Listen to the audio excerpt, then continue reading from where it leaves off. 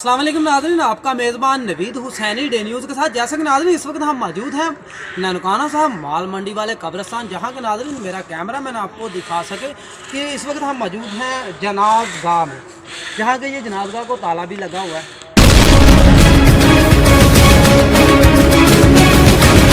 और अंदर ये पत्थर वगैरह मेरा कैमरा में आपको दिखा रहा है लगा। पत्थर के ऊपर अब पत्थर तो नहीं लग सकता,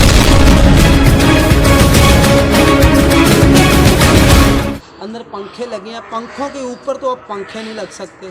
ये गमले पड़े हुए हैं, दरख्त लगे हैं, पौधों के ऊपर दरख्तों के ऊपर तो अब दरख्त नहीं लग सकते।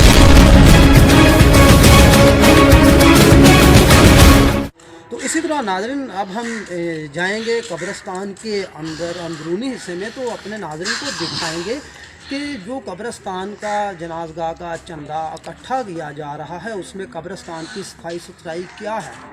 इसी दौरान हम चलते हैं आगे।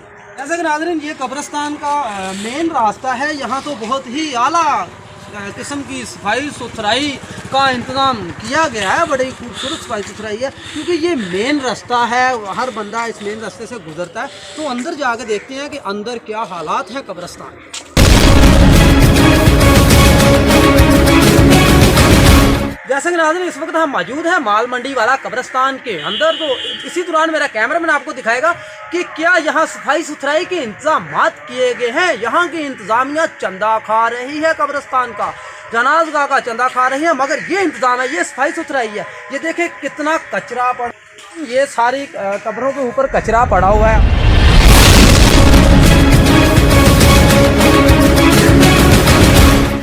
ये नाज़रीन सफाई सुथराई है कब्रिस्तान की, आप देख सकते हैं।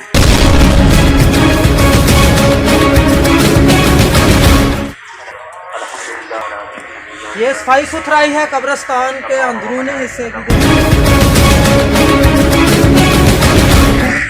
कैसे कचरे के ढेर लगे हुए हैं कब्रिस्तान के अंदर।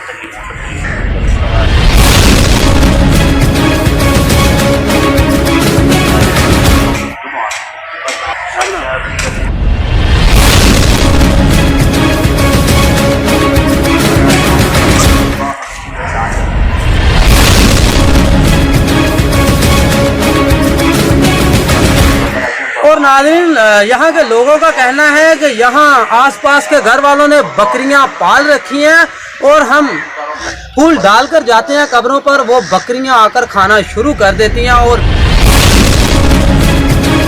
बेहुरमती होती है कब्रों की। मेरा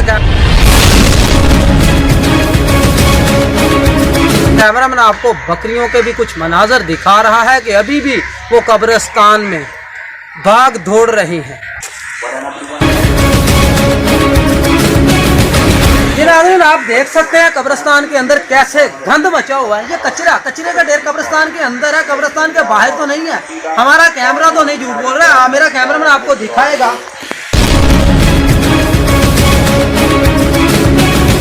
ये कचरे के ढेर लगे हुए हैं, ये कब्रिस्तान के अंदर ही हम मौजूद हैं और अभी कब्रिस्तान तो बहुत ही बड़ा है। आपको हम अपने नाज़रीन को सारा विजिट करवाएंगे कब्रिस्तान का।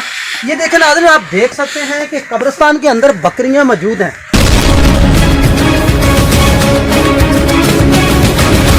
कब्रिस्तान के अंदर बकरियों का क्या काम है, ये देखें फूल खा रही हैं कब्रों से।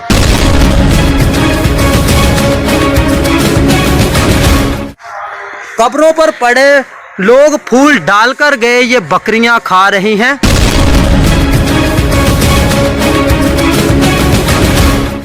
और लोगों का कहना है ये जो कब्रिस्तान के आसपास घर हैं ये उनकी बकरियां हैं। कई मर्तबा हमने इनकी शिकायत भी की है मगर ना रोका गया है, ना इस शिकायत पर अमल किया गया है। तो ये तो कब्रिस्तान की इंतज़ामिया को चाहिए। हमें नहीं मालूम कि कब्रिस्तान की इंतज़ामिया कौन है, मगर जो भी है वो गौर करें इधर कब्रिस्तान की तरफ के जो जनाज़गाह का चंदा आ रहा है वो कहाँ जा रहा है। एक और आपको मजे की बात बताते चले कि कब्रिस्तान के अंदर 1.5, 2-2, 3-3 मरले पर जगह पर कब्जा किया गया है। यहाँ पर लोगों का कहना है कि हम कब्र निकालने के लिए आते हैं, कि कब्र की खुदाई करने ही वाले होते हैं तो 3 से 4 लोग आ जाते हैं और वो कहने लगते हैं ये जगह हमारी है, आप कहीं और जाकर कब्र खोदे, यहाँ पर हम कब्र नहीं बनाने देंगे।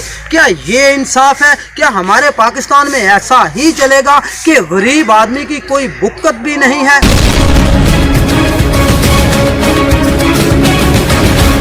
इसी देख सकते हैं नाज़रीन आप कचरे में ढेर कब्रिस्तान के अंदर लगा। ये जिन कब्रों पर आप सफाई सुथराई या फूल देख रहे हैं ये इंतजामिया का काम नहीं है, ये तो इनके वर्षा वाली वारिस है जो वो आकर फूल डालकर जाते हैं और फिर एक दिन वो सफाई सुथराई करके फूल डाल कर जाते हैं, फिर वही कचरा यहाँ पर कब्रिस्तान में, जो कि मेरा कैमरा में आपको दिखा रहा है। आखिर ये सफाई सुथराई कब की जाएगी, कब की जाएगी? इंतजामिया कब गौर करेगी कब्रिस्तान पर? लेकिन नाज़रीन एक अम्मा जो कि सुबह से कब्र की सफाई सुथराई में मसरूफ़ है, ये खुद ही सफाई कर रहे हैं, ये तो इंतजामिया का काम है कि कब्रिस्तान के अंदर जो कचरे के ढेर लगे हैं उनको ख़त्म किया जाए। क्या इंतजामिया चंदा नहीं इकट्ठा करती? वो चंदा कहाँ जाता है? हमने आपको पहली वीडियो में ये भी दिखाया है कि कब्रिस्तान के जो जनाज़गाह के अंदर पंखे लगे हैं, पंखों के ऊपर पंखे तो नहीं लगे, टाइल के ऊपर टाइल तो नहीं लगनी, पौधों के ऊपर तो पौधे नहीं लगेंगे। आखिर चंदा जाता है तो कहाँ जाता है? ये इंतजामिया चंदे का क्या करती है, कब्रिस्तान के चंदे?